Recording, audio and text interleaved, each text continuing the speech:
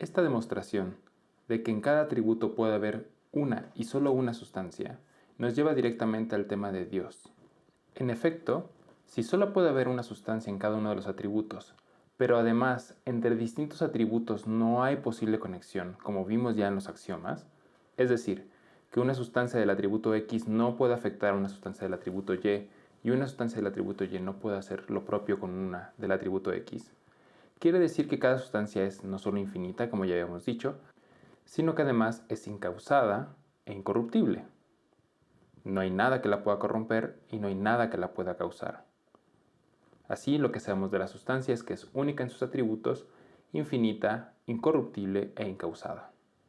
Esto es lo relativo a la noción de sustancia en abstracto, como ha procedido Spinoza en las primeras proposiciones de la ética. Es distinta la manera en la que aborda entonces ya la concreción de esta idea en el concepto de Dios. Spinoza va a hacer una especie de argumento ontológico bajo sus propias definiciones. Primero plantea el concepto de la sustancia que contiene infinitos atributos. Hipotéticamente se postula una sustancia que tiene infinitos atributos. Y se pregunta, en la proposición 11, si esta sustancia que consta de infinitos atributos existe o no existe. Es en la proposición 11 en donde nos da 4 argumentos distintos por las cuales se demuestra que hay una sustancia con infinitos atributos.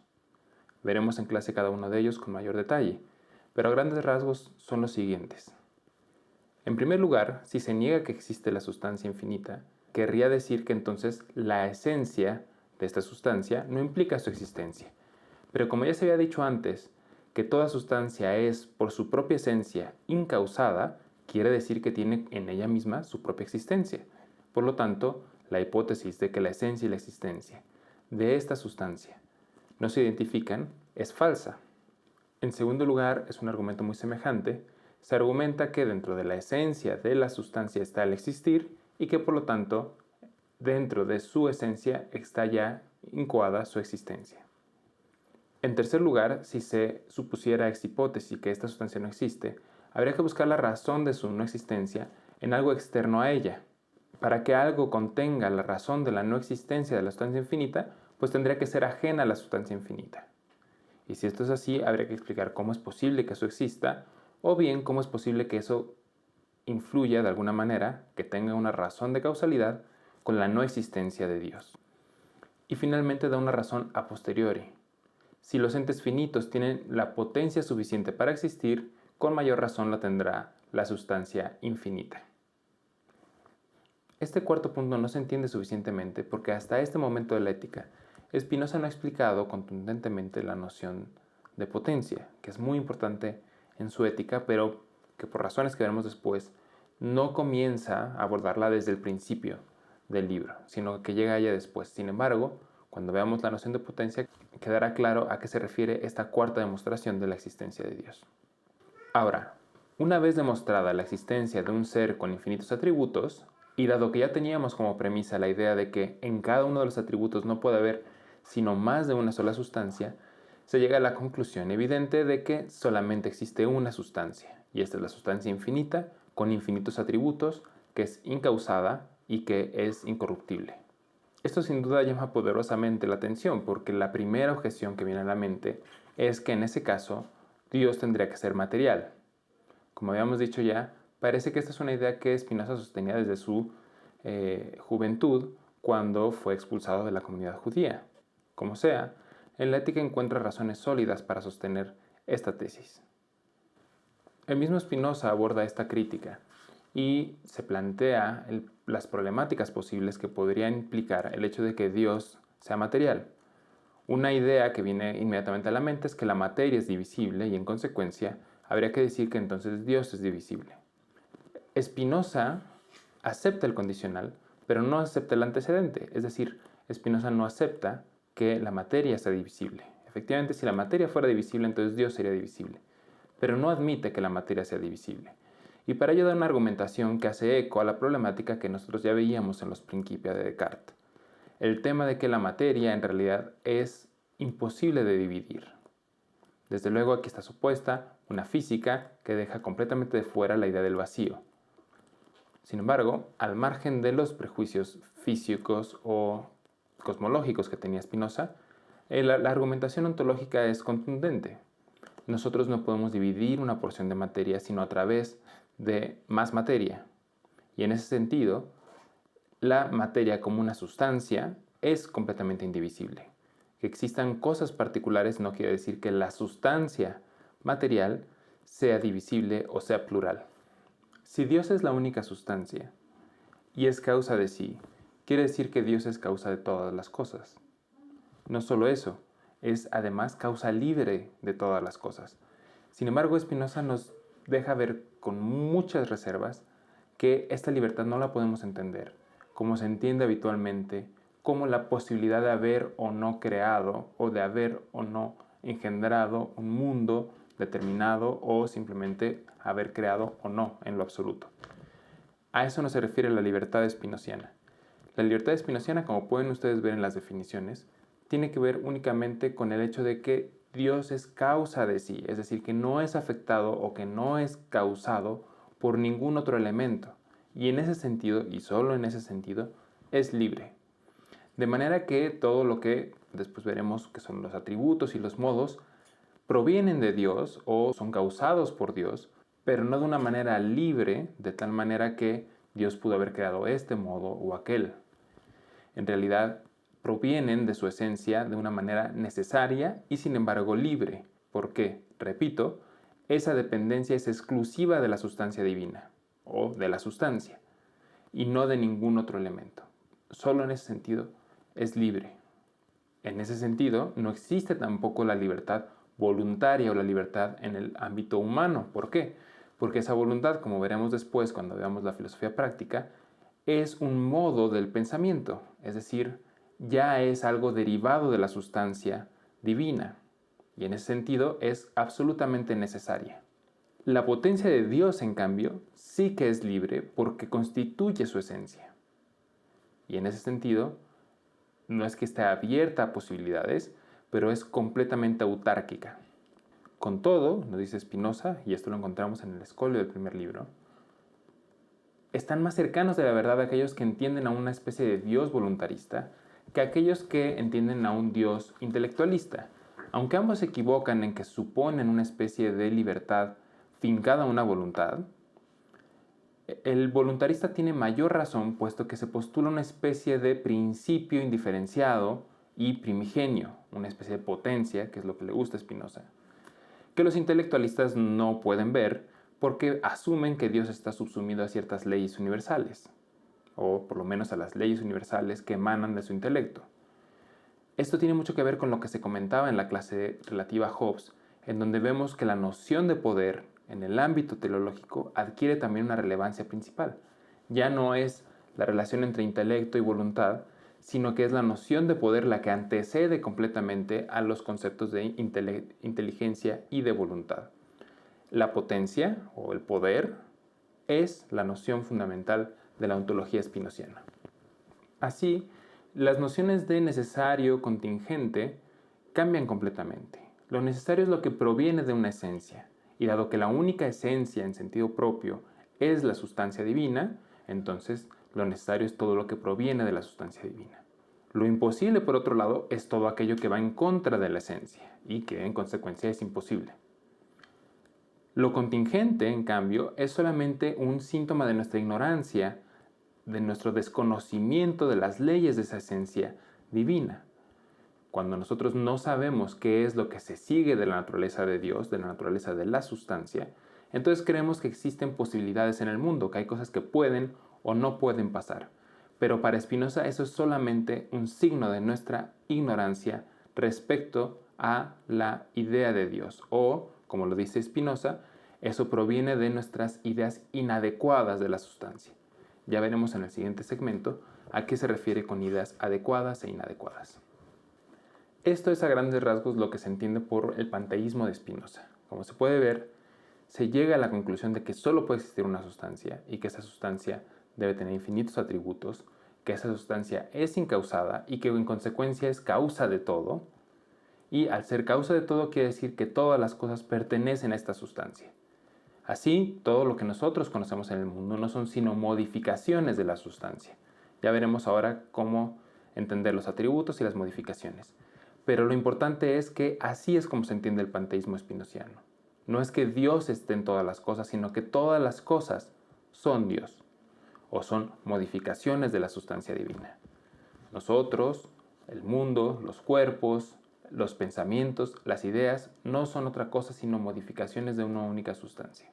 Como ya habíamos dicho, la semilla de este planteamiento ya estaba en los principios de Descartes, cuando nos resultaba particularmente difícil hacer distinciones, al menos en la res extensa. Esa puerta que deja abierta Descartes va a abrir el camino para que la ética de Spinoza dé el paso definitivo hacia un panteísmo ontológico.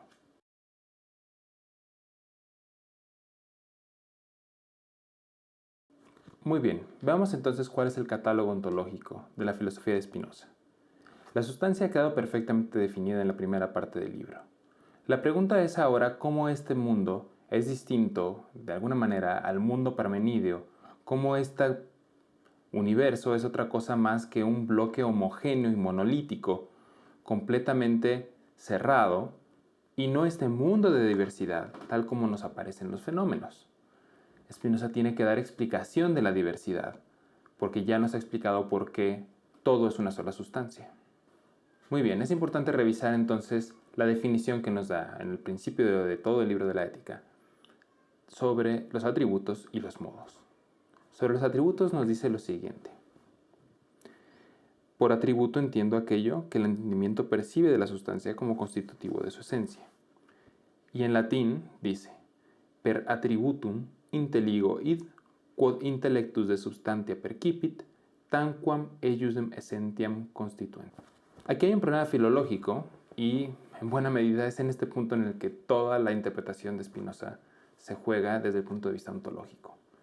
Todos los comentadores tienen alguna posición sobre el problema que voy a comentar a continuación. Y esto es cómo debe entenderse ese tanquam en la definición que nos da Spinoza. Como ustedes saben, tanquam puede significar, por una parte, en tanto que, o también se puede traducir mediante la partícula como si. Y entonces esto nos da dos interpretaciones muy distintas de la noción de atributo. En un caso, por atributo se entiende aquello que el entendimiento percibe de la sustancia como si fuera constitutivo de su esencia. Y en el otro caso, por atributo se entiende aquello que el entendimiento percibe de la sustancia en tanto que constituye su esencia. Esto ha abierto dos grandes interpretaciones de la filosofía de Spinoza. Una es una visión objetivista, que es la que interpretaría el tanquam como un en tanto que, es decir, los atributos son efectivamente constitutivos de la esencia divina. Y la otra lectura es una lectura subjetivista, es decir, el entendimiento percibe los atributos como si estos fueran constituyentes de la sustancia divina. La diferencia es radical y el texto spinoziano no ayuda mucho a definir cuál es la interpretación correcta. Ambas interpretaciones tienen sus problemas. La versión subjetivista nos implicaría una versión muy sesgada de lo que nosotros podemos conocer de la sustancia, porque los atributos funcionarían como una especie de pantalla más allá de la cual no podemos nosotros entender.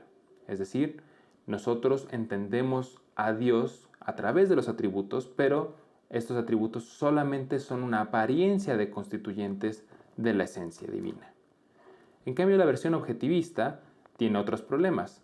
En este caso, los atributos efectivamente son constituyentes de la esencia divina, pero eso coloca problemáticas a la hora de entender la unidad de la sustancia. Si efectivamente la sustancia divina está conformada o constituida por atributos objetivamente distintos, esto pone en duda que realmente la sustancia sea tan unitaria como esperaría Spinoza. Yo no sería capaz de tomar postura por una u otra posición. Siempre me he sentido más inclinado a la versión subjetivista, pero esto es una muy larga discusión. Basta con que conozcamos ambas posturas y que nos quedemos con la idea de que al margen de la interpretación que tomemos sobre esa discusión, Spinoza cree que existen infinitos atributos, de los cuales nosotros solamente conocemos dos, la extensión y el pensamiento. pero necesariamente existen más atributos. De hecho, existen infinitos, y Dios los contiene todos. Y estos dos atributos en los fenómenos se nos presentan con una especie de coordinación muy especial que Spinoza relata en la proposición 7 del libro 2. Ahí se lee la famosa frase de: el orden y la conexión de las ideas es el mismo que el orden y la conexión de las cosas. Y como corolario, de aquí se sigue que la potencia de pensar de Dios es igual a su potencia actual de actuar. Esta conexión no es difícil de comprender, ni se tiene que entender como una especie de postulado muy arriesgado por parte de Spinoza. Es evidente que si los atributos son como dos caras de una misma moneda, están tan coordinados entre sí porque no son sino expresiones de una misma sustancia primigenia. Entonces la conexión no es algo que tengamos que postular, es algo que se sigue necesariamente de la ontología que nos ha explicado Spinoza hasta este punto. El tema de los modos no es mucho más sencillo que el de los atributos en la filosofía de Spinoza. Ya vimos cómo la definición no se aleja demasiado de lo que venía proponiendo la tradición sobre el concepto de modo. En la quinta definición de la ética nos dice: por modo, entiendo las afecciones de la sustancia, o sea, aquello que es en otra cosa, por lo cual también se la concibe. La definición de modo es muy cercana a la tradicional de accidente, es lo que está en otra cosa, esto es la sustancia. Si esto es así, quiere decir que todas aquellas cosas que son modos no son sino afecciones de la sustancia divina que es Dios. Es decir, nosotros, los objetos, las cosas, no somos sino afecciones de la sustancia divina. Existe también un debate en torno a la naturaleza de los modos. Hay autores que sostienen que los modos son subjetivos y también hay una versión de que los modos son objetivos. ¿Esto por qué? Bueno, porque dado que tenemos infinitos atributos, de los cuales no conocemos más que dos, existe la pregunta de si en esos infinitos atributos también existen modos que corresponden a los modos presentes en la sustancia extensa, o más bien en el atributo extenso de la sustancia y en el atributo del pensamiento de la sustancia. Esto es, si existe un modo, que es mi cuerpo, al que corresponde un modo, que es mi alma, la pregunta es si hay unos modos que corresponden en aquellos atributos de los cuales nosotros no conocemos. Esta discusión nuevamente es ampliamente debatida en la literatura secundaria y no entraremos al detalle, pero es importante que se sepa que existen dos maneras de entender cómo son los modos. En un caso, los modos solamente se presentarían en aquellos atributos que nosotros conocemos y por lo tanto tendrían un matiz más subjetivo. En el otro caso, los modos son modificaciones que expresan la sustancia divina al margen de que alguien sea capaz de conocerlos o no. Ahora, parte fundamental de la doctrina de los modos en Spinoza es la idea de que existen modos finitos y modos infinitos, y además estos relativos al pensamiento y a la extensión. No entraremos a detalle ahora en cuáles son estos modos finitos e infinitos. Esto de hecho no está bien explicado en la ética y sí está explicado en su correspondencia. Sin embargo, es importante mencionar cuál es la razón por la que existen estos modos infinitos, porque ya uno pensaría que bastaría con los modos finitos para dar razón de la realidad de la diversidad.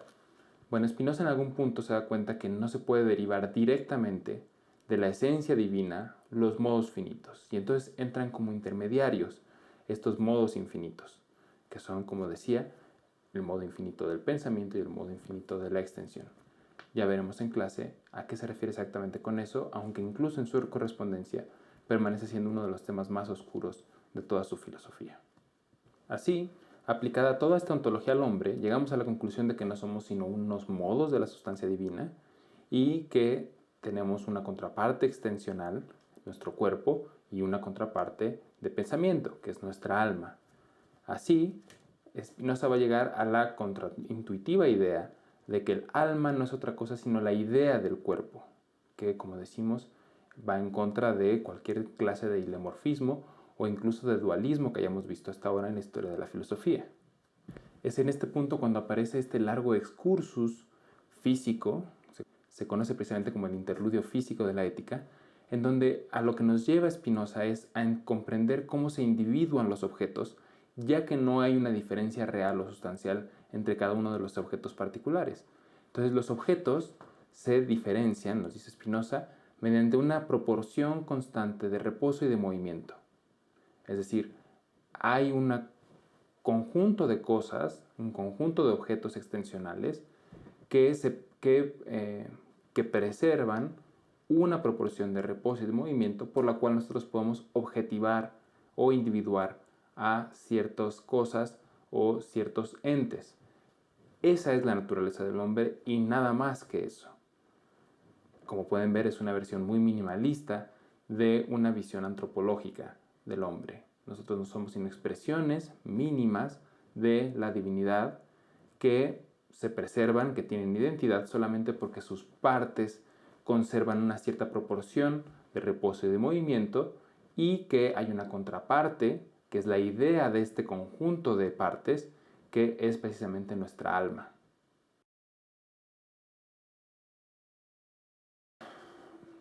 Uno puede sentirse confundido de cómo un libro que pretende ser un tratado sobre filosofía práctica llega en apenas la segunda parte del contenido a una conclusión tan drástica como la que acabamos de analizar en la sección anterior.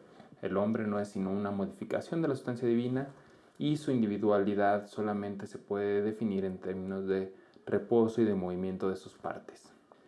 Sin embargo, Spinoza no ha abandonado en lo absoluto su propósito de proponer una moral que permita la alegría y la felicidad a quien esté dispuesto a realizar ese largo camino de purificación con miras a la ciencia intuitiva.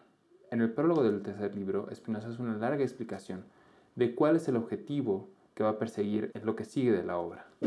Spinoza menciona que los filósofos prácticos habitualmente han tratado de ver en el hombre una especie de imperio dentro de un imperio, como si la voluntad humana fuera una especie de voluntad añadida a la potencia de la sustancia divina, es decir, como si existiera un pequeño ápice de libertad que rebasaría o que trascendería a la libertad de la que ya hablamos de la sustancia divina. Y entonces aparece así la noción de lo bueno y lo malo, el vicio y la virtud.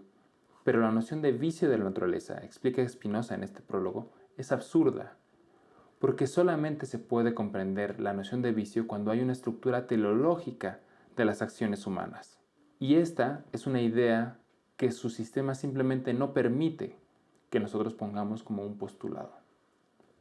La naturaleza es ateleológica y por lo tanto todo lo que hay no puede ser descrito ni como bueno ni como malo, sino simplemente como lo que hay, lo que proviene de la sustancia divina. Ahora bien, una vez que Spinoza deja completamente de lado esta idea de que la moral o la ética que él nos va a proponer tiene que ver con vicios y virtudes, con acciones que van en favor de una teleología o que van en contra de una teleología.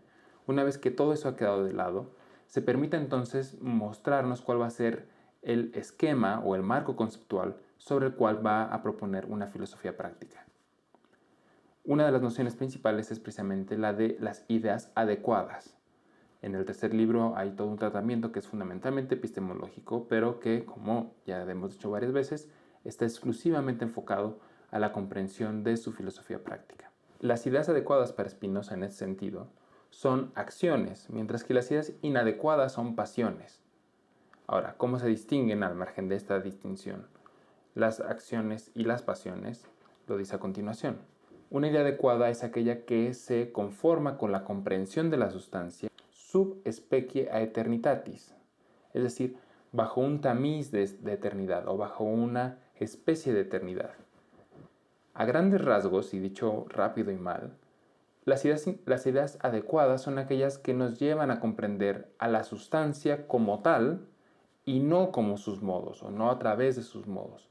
O, dicho de otra manera, es comprender que las cosas del mundo no son otra cosa, sino modos de la sustancia eterna. Esto, que parece una reflexión especulativa, muy abstracta, ontológica, en realidad es el punto central de la ética de Spinoza. Porque si nosotros comprendemos bajo una especie de eternidad todas las cosas que pasan en el mundo, comprenderíamos que no existe la contingencia y que en realidad estamos en un universo monolítico, comprendido desde la necesidad, y que nuestra acción tiene muy poco que ver con una especie de libertad en donde las consecuencias dependen necesariamente de mis actos. O, dicho de otra manera, estamos muy lejos de la idea de que nosotros tenemos una libertad en el sentido de posibilidad. Y si no tenemos posibilidad, entonces la única ética posible es aquella de la autoconciencia, de un proceso reflexivo, que nos permita comprender al mundo y a nuestras propias acciones bajo una especie de eternidad, es decir, comprenderlas como meras modificaciones de la sustancia divina.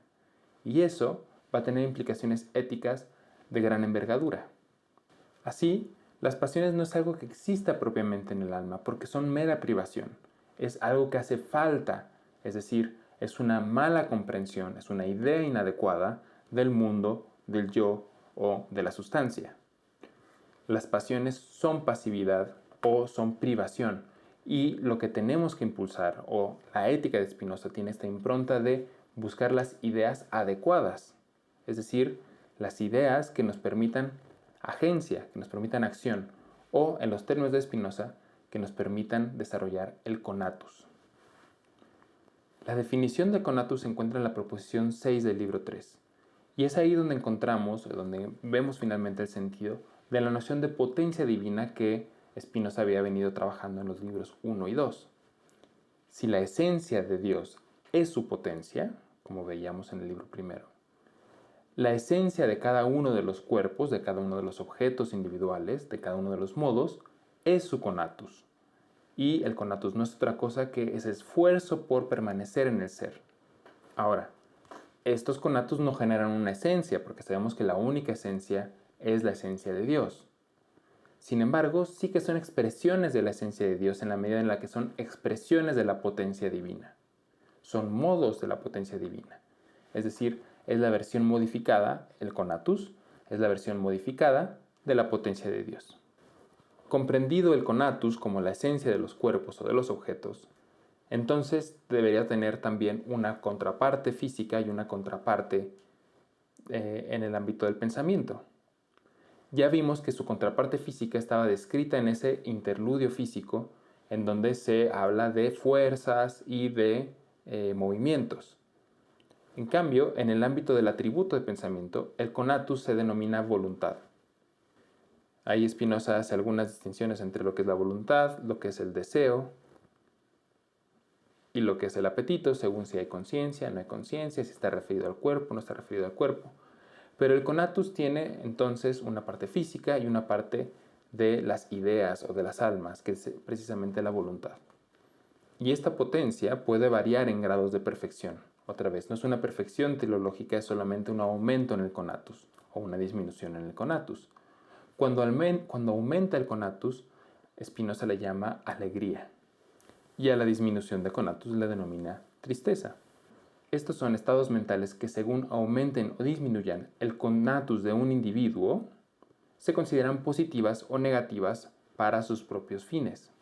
Al final del tercer libro se encuentra una especie de glosario en donde todas las pasiones, o lo que habitualmente en la tradición se conocían como las pasiones, se definen en términos de alegría y tristeza. Entonces, hecha a un lado la libertad y reconocido el conatus como una especie de potencia o expresión de la potencia divina que se desenvuelve necesariamente, ¿qué nos queda como seres humanos para enfrentar este escenario? ¿Qué es lo que moralmente corresponde a un escenario ontológico de este tipo? En primer lugar, es hacer conciencia sobre esta circunstancia. En la medida en la que hacemos conciencia de las cosas que nos afectan, es más fácil convertirlos en ideas adecuadas. Y ese es justo el segundo punto al que va Spinoza. Tenemos que cambiar las pasiones por acciones, cambiar nuestro estado pasivo por agencia. ¿Cómo se hace eso? Bueno, las pasiones están ahí, ¿no? Por ejemplo, yo puedo sentir tristeza por algún evento particular. ¿Y cómo puedo yo combatir eso si yo no tengo la libertad de cambiar el destino del mundo, ni de mis circunstancias, ni siquiera de mi propia acción? Bueno, pues simplemente es hacer conciencia de ese estado y darme cuenta que aquellas cosas que me generan tristeza en realidad no son producto de la mala fortuna o son castigo de alguna acción mía, sino que no son otra cosa más que una expresión de la sustancia divina que continúa con su devenir necesario. Una vez que llego a esta conclusión, entonces es obvio que la tristeza que yo siento sobre eso no es una idea adecuada, porque cuando yo siento tristeza de, por ejemplo, algún desaire o alguna desgracia o algún duelo, es porque yo estoy en el plano de los modos. No estoy viendo a esos modos sub specie eternitatis. Entonces la única manera de yo combatir esa tristeza es ponerme por encima de ella y hacer una idea adecuada de esa tristeza. Es decir, darme cuenta de que eso no es sino una manera incompleta de ver el mundo. Una vez que yo me adueño de esa tristeza y la veo como una idea inadecuada, entonces yo tengo una idea adecuada de aquella idea inadecuada. Tengo una idea adecuada de esa pasión. Y por lo tanto, yo convierto un estado pasivo en un estado activo. Como se puede ver, aquí hay una anticipación de muchos métodos en donde se trata precisamente de, a través de la conciencia, neutralizar ciertos estados anímicos. Pienso, por ejemplo, en el psicoanálisis. Basta por ahora con mostrar cómo para Spinoza existe este proceso por el cual yo puedo convertir las pasiones en acciones. ¿Cómo? Haciendo una idea adecuada de lo que era originalmente una idea inadecuada, es decir, una pasión.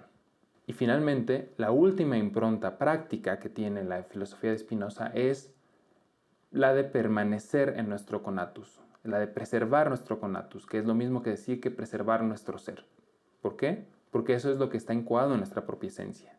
Al ser nosotros expresión de la potencia divina, y la potencia divina no es otra cosa más que la esencia divina, entonces permanecer en el ser es una especie de impronta para nuestra propia esencia.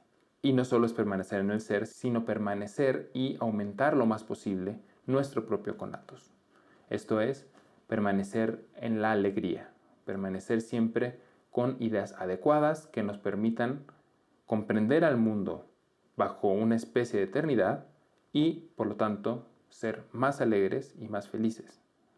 Es en este punto cuando podemos comprender finalmente todo el proyecto spinoziano, desde el lejano texto del Tractatus de Intellectus Emendatione, ya se veía que el objetivo final era poder alcanzar un estado en el que pudiéramos conocer a Dios, no bajo los modos que intermedian entre Dios y nosotros, sino comprender a todo lo que hay en el mundo sub specie eternitatis.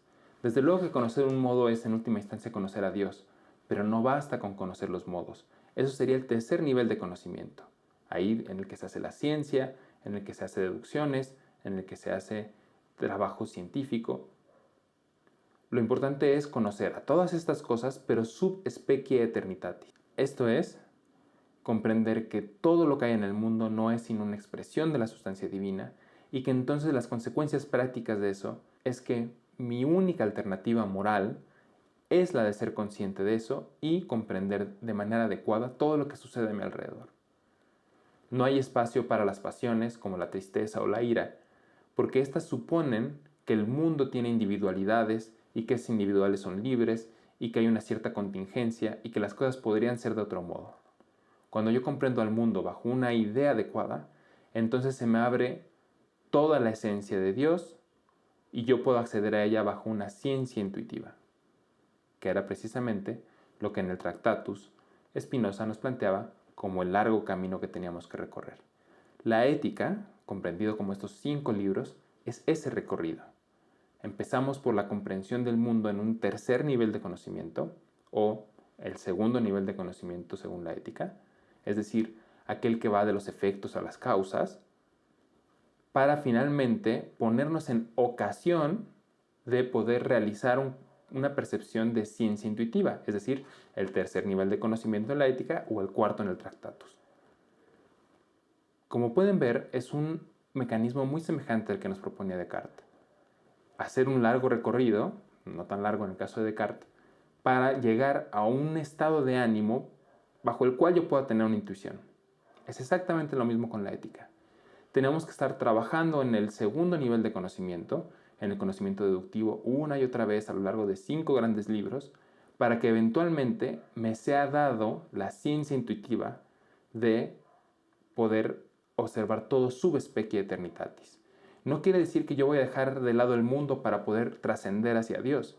Eso sería ir en contra de la filosofía de Spinoza, porque la filosofía de Spinoza es inmanentista, es panteísta.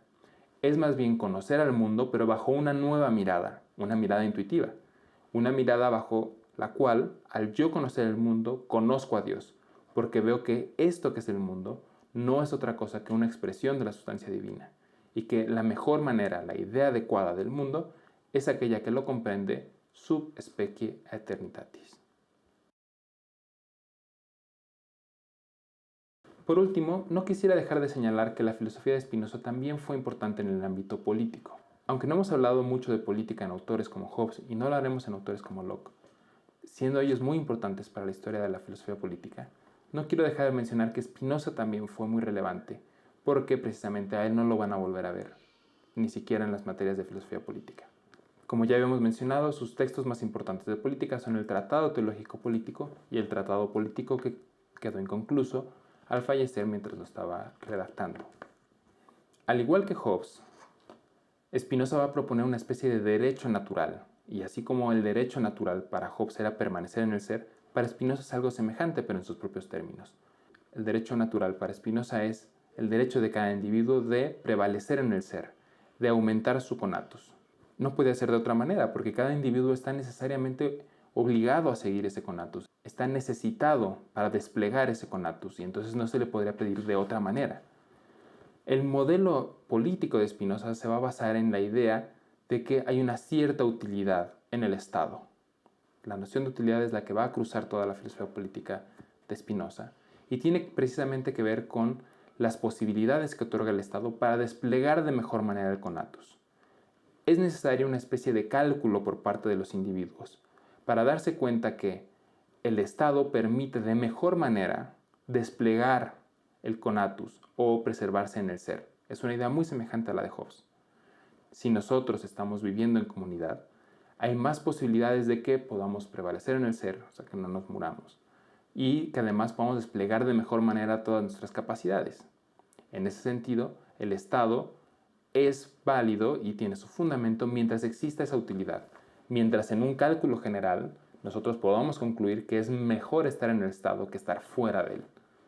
Es de esta utilidad de donde el Estado obtiene su validez, obtiene su fundamento y su legitimidad prevalecerá mientras prevalezca esta utilidad.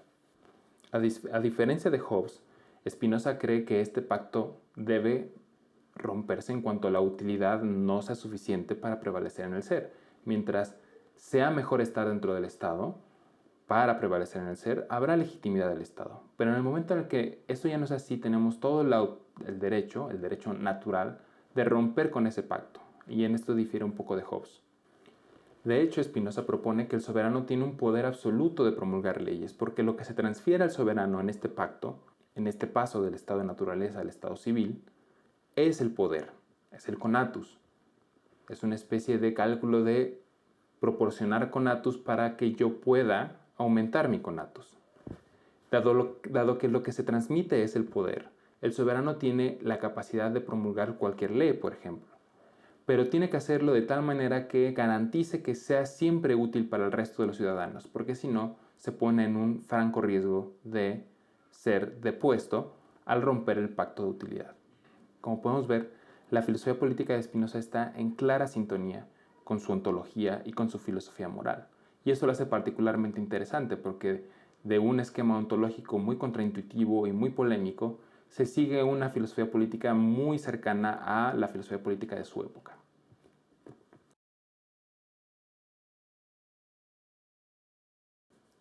En conclusión, Spinoza es uno de los grandes autores del siglo XVII. Es probablemente el autor con más reverberancia en todo el siglo XIX y en todo el siglo XX. Sus argumentaciones, a pesar de parecer muy contraintuitivas, son demoledoras para muchos sistemas que asumían como dados elementos ontológicos como el pluralismo, la diferencia entre las sustancias, la trascendencia de Dios, la creación. Después de Spinoza, ya nadie puede ser espinosista, porque eso va a ser muy mal visto, pero tampoco nadie puede dejar de lado completamente sus postulados. Ya nadie puede no tomar en cuenta estas cosas que dijo Spinoza. Spinoza es de alguna manera el cartesianismo llevado hasta sus extremos.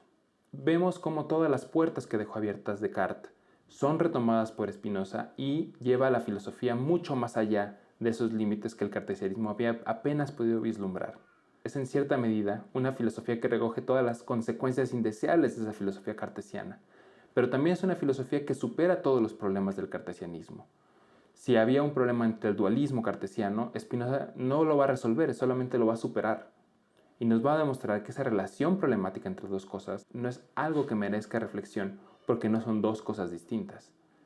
Si teníamos un problema con el pluralismo, dadas las consideraciones cartesianas sobre el modo, los atributos y las sustancias, Spinoza nos va a decir que no hay que preocuparnos por eso, porque tampoco existe el pluralismo. Si teníamos un problema de reconciliación entre el necesitarismo y la libertad, Spinoza nos va a deconstruir completamente esa dicotomía nuevamente y nos va a mostrar que la libertad no es otra cosa que la determinación y el necesitarismo. En ese sentido, Spinoza es un barroco, porque reconcilia contrarios que parecían ser completamente irreductibles. Y además hace una filosofía de la expresión que está replicada en cada una de sus partes. Los modos son expresiones de la sustancia divina. La libertad es expresión de la necesidad. La diversidad expresa la unidad. La materialidad expresa la inmaterialidad. Hay dos esquemas completamente paralelos que se van expresando entre sí. El orden de las ideas y el orden de las cosas. Todo este sistema de la expresión no es definido por Spinoza en términos claros. Él nunca nos da una definición de qué es la expresión, pero continuamente está utilizando la noción de expresión a lo largo de la ética y nos deja ver que hay una especie de leitmotiv, que es la convicción de que todo en este mundo está de alguna manera conectado y todo es expresión de todo.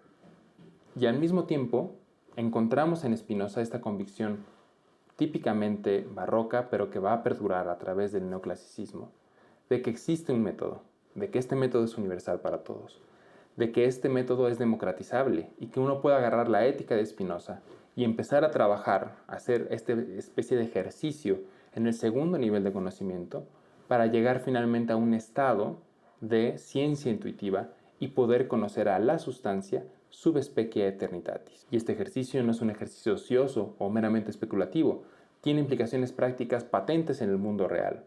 Y a lo que llevan es precisamente a la paz, a la armonía, a la alegría y a la convivencia de todos los hombres, bajo un esquema de libertades, de utilidades y de preservación del conatus. Toda esta filosofía va a simbrar completamente al pensamiento en el siglo XVII. El mundo no vuelve a ser nunca más como era antes, después de la filosofía de Spinoza.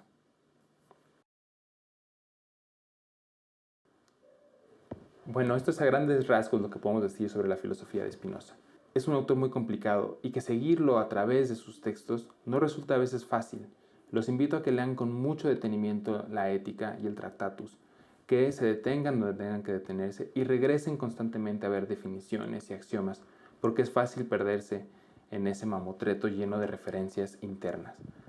Sin embargo, uno puede ver que el proyecto general de Spinoza es un proyecto muy polémico, pero profundamente iluminador y que por lo menos causa muchísimo entusiasmo pensar que alguien pudo recolectar en un solo libro todo este proyecto ambicioso de reformar completamente la ontología, reformar completamente la epistemología, para encontrar una filosofía práctica que diera respuesta a sus tiempos. Yo los invito a que lo lean con mucho detenimiento y nos vemos aquí en el siguiente video y también en la siguiente clase.